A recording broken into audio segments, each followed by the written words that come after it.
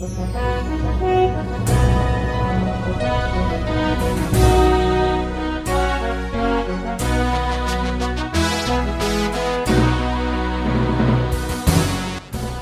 bagi saudara sekalian. Marilah kita siapkan hadiran pikiran kita untuk mendengarkan firman Tuhan. Kita berdoa. Kasih karunia dan damai sejahtera dari Allah Bapa kita dan dari anaknya Tuhan Yesus Kristus menyertai-mu. Amin. Saudara terkasih dalam nama Tuhan Yesus Kristus, firman Tuhan yang menjadi nas khotbah dalam ibadah kebaktian rumah tangga, epistel Minggu tanggal 10 November tahun 2024, tertulis dalam kitab Injil Lukas pasal 21, ayat yang pertama hingga ayat yang keempat. Beginilah firman Tuhan. Ketika Yesus mengangkat mukanya, Ia melihat orang-orang kaya memasukkan persembahan mereka ke dalam peti persembahan.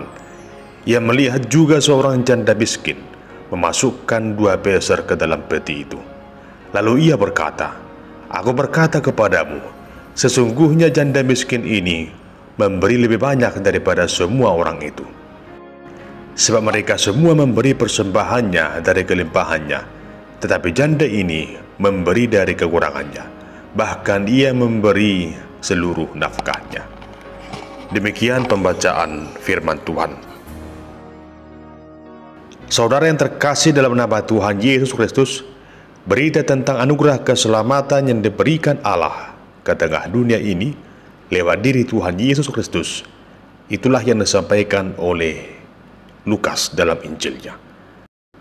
Kehadiran Yesus membawa kabar baik, kabar sukacita kepada semua orang agar memahami bahwa kedatangannya memberikan rahmat yang sejati. Adapun kabar baik itu diberikan kepada semua orang agar semakin percaya bahwa hanya dari Kristuslah kita beroleh keselamatan dan hidup yang kekal. Jemaat yang terkasih, firman Tuhan saat ini yang terambil dari kitab Injil Lukas pasal 21 merupakan lanjutan dari kisah yang tertulis dalam pasal 20, di mana Yesus sedang memberikan pengajaran kepada orang banyak di bait suci. Lalu pada saat yang bersamaan, para pembenci Yesus yang tidak menyenangi keberadaan Tuhan Yesus, yaitu para imam-imam, ahli Taurat, para tua-tua Yahudi, mereka berupaya untuk menjerat Yesus dengan memberikan beragam pertanyaan yang menjebak, dengan tujuan agar Yesus dapat mereka tangkap. Semua itu bersumber dari rasa benci mereka pada Yesus. Namun dengan penuh hikmat, Tuhan Yesus memberikan jawab kepada mereka, sehingga mereka dibungkam oleh setiap jawaban dari Yesus, sehingga orang-orang tersebut, para pengkritiknya, para pembencinya, tak dapat berkutik. Mereka tidak dapat berbuat apa-apa untuk menjebak Yesus. Dalam bagian akhir penjelasan dalam pasal 20, Tuhan Yesus dengan tegas mengatakan kepada para muridnya agar mereka waspada terhadap ahli-ahli Taurat yang hidup dalam kemunafikan, yang mencari hormat dan menindas orang-orang lemah, janda-janda yang miskin, yang suka mengelabui orang banyak dengan pengajaran yang sesat. Namun orang-orang demikian tidak akan Tuhan biarkan, melainkan mereka akan menerima hukuman yang berat. Lalu saudara terkasih, hal itu dilanjutkan dalam nas khotbah epistel minggu ini, yaitu kisah tentang seorang janda miskin yang memberikan persembahannya. Dalam ayat yang pertama di sana dijelaskan tentang situasi yang biasa terjadi di bait suci, di mana orang banyak datang beribadah ke sana dan memberikan persembahan. Sangat jelas dikatakan dalam ayat yang pertama, ketika Yesus mengangkat mukanya, Ia melihat orang-orang kaya memasukkan persembahan mereka ke dalam peti persembahan. Artinya Yesus benar-benar memperhatikan setiap orang yang datang ke sana untuk memberikan persembahannya. Pada masa itu di bait suci terdapat 13 kotak persembahan yang ditaruh berjejer sedemikian rupa.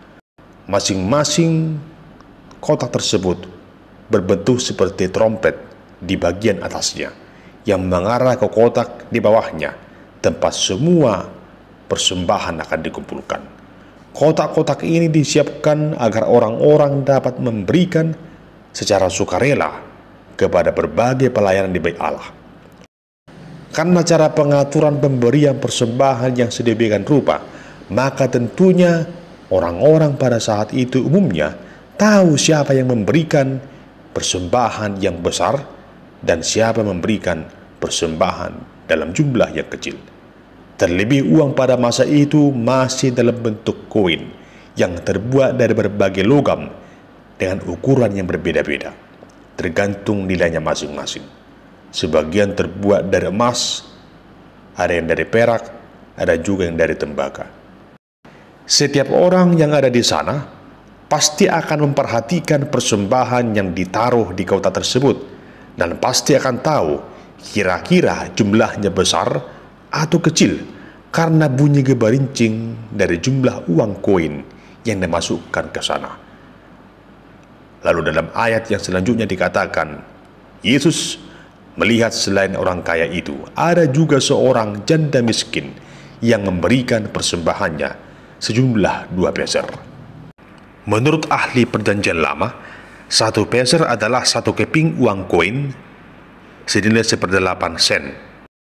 Dan perempuan itu memiliki 2 peser, yang merupakan nafkah hidupnya. Di saat Yesus melihat hal itu, ia berkata kepada muridnya, "Aku berkata kepadamu, sesungguhnya janda miskin ini memberi lebih banyak daripada semua orang itu. Sebab mereka memberi persembahannya dari kelimpahannya, tetapi janda ini memberi dari kekurangannya, bahkan ia memberi seluruh nafkahnya." Jemaat yang terkasih, di sini kita melihat di mana Yesus membandingkan persembahan orang kaya yang memberi dari kelimpahannya dengan persembahan janda miskin yang memberi dari kekurangannya. Yesus mengatakan bahwa pemberian janda miskin ini lebih banyak dari pemberian semua orang yang ada di bait suci itu. Secara matematis, tentu saja pemberian orang kaya itulah yang paling banyak. Namun dari pernyataan Yesus, persembahan janda miskin itulah yang paling banyak, sebab ia memberikan persembahannya dari kekurangannya. Orang kaya itu memberikan persembahan dari apa yang ada padanya, dari kemampuannya, dari sejumlah uang yang ia miliki. Tentunya, ia tidak akan merasa terbeban ketika ia memberikannya, sebab yang pasti orang kaya itu masih memiliki sejumlah uang yang dapat ia gunakan sehari-hari dan dapat ia persembahkan kapanpun ia mau. Namun janda miskin itu memberikan apa yang ada padanya, yang konon apa yang ada padanya adalah hasil pemberian belas kasihan dari orang yang memberi kepadanya.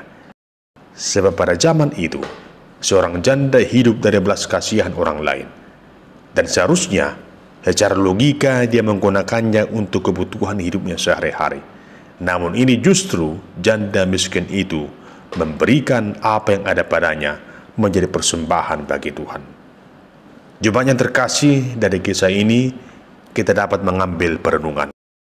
Yang pertama, selaku orang percaya hendaknya di saat kita memberikan persembahan dimotivasi oleh hal yang benar dengan tujuan yang tulus ikhlas untuk memuliakan nama Tuhan, bukan untuk menunjukkan sebesar apa persembahan yang kita berikan.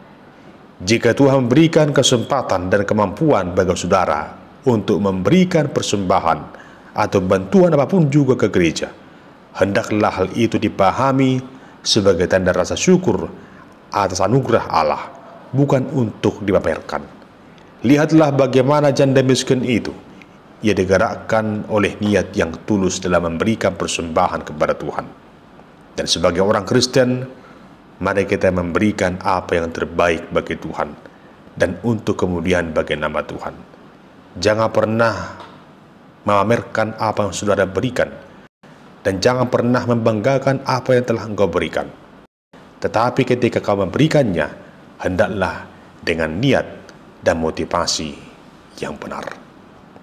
Yang kedua, memberikan persembahan bukan semata-mata berkaitan dengan memberikan uang, tapi yang paling utama di sana adalah tentang hati. Lihatlah dalam kisah ini, Tuhan Yesus memuji ketulusan hati dari janda miskin itu yang memberikan dengan ikhlas. Bisa saja dalam kehidupan sekarang ini ada orang yang merasa terpaksa, menggerutu di saat memberikan persembahannya. Apakah itu mungkin iuran ataupun juga bakti bulanan, persembahan bulanan, persembahan tahunan, atau berbagai kewajiban di gereja. Mungkin ada orang yang menganggap bahwa gereja selalu membicarakan dan membutuhkan uang. Tentunya saudara yang terkasih, di sini kita perlu merenung bahwa yang namanya persembahan adalah tetap persembahan dan hendaknya diberikan dengan tulus dan ikhlas. Apa gunanya memberikan sejumlah uang ke gereja tapi dengan terpaksa, dengan bersukut-sukut? Tidak ada gunanya. Namun lebih berbahagia jika saudara memberikan persembahanmu dengan hati yang tulus dan ikhlas. Firman Tuhan berkata dalam 2 Korintus 9 ayat 7, hendaklah masing-masing memberikan menurut kerelaan hatinya, jangan dengan sedih hati atau karena paksaan, sebab Allah mengasihi orang yang memberi dengan sukacita. Jemaat yang dikasihi Tuhan, firman Tuhan saat ini membuka hati kita agar senantiasa menjadi pribadi yang berserah kepada Tuhan dalam segala kondisi apapun juga. Mari yakinkan hidup saudara hanya dalam kuasa penyertaan Tuhan. Ia yang telah menjadikan kita, Ia juga yang memelihara dan memberkati kita. Lihatlah janda miskin yang memberi persembahannya dengan tulus hati. Ia tidak khawatir akan apa yang ia perlukan dalam hidupnya, namun ia sungguh-sungguh percaya bahwa Tuhan pasti mencukupkan segala yang ia butuhkan. Sekalipun ia memberikan dari kekurangannya, namun ia tidak menjadi berkekurangan, karena ia mengandalkan iman percayanya kepada Tuhan sang pemilik kehidupannya. Itulah makanya dia memberikan persembahan dengan tulus hati. Demikian halnya dengan kita. Jangan pernah khawatir akan hidup ini, dan jangan pernah ragu memberikan persembahan kepada Tuhan. Ingatlah di saat engkau memberikan persembahanmu kepada Tuhan, Tuhan melihat dari tempat yang tersembunyi, dan Tuhan melihat hatimu, apa yang menjadi motivasi dan niatmu di saat engkau memberikannya. Apa yang hendak engkau berikan kepada Tuhan, berikanlah, persembahkanlah dengan iman, dengan tulus hati, dengan kesungguhan hatimu. Dan di atas semuanya itu, persembahkanlah hidupmu, hatimu, jiwa dan pikiranmu, seluruh hidupmu sepenuhnya hanya kepada Tuhan, menjadi persembahan yang hidup, yang berkenan di hadapan Tuhan. Amin. Kita berdoa.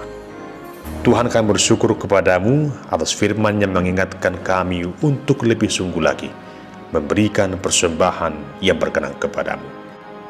Berikan kami ya Tuhan, hati yang tulus untuk sungguh-sungguh termotivasi dan digerakkan untuk memberikan persembahan yang berkenan bagimu Tuhan yang telah mengasihi kami. Amin.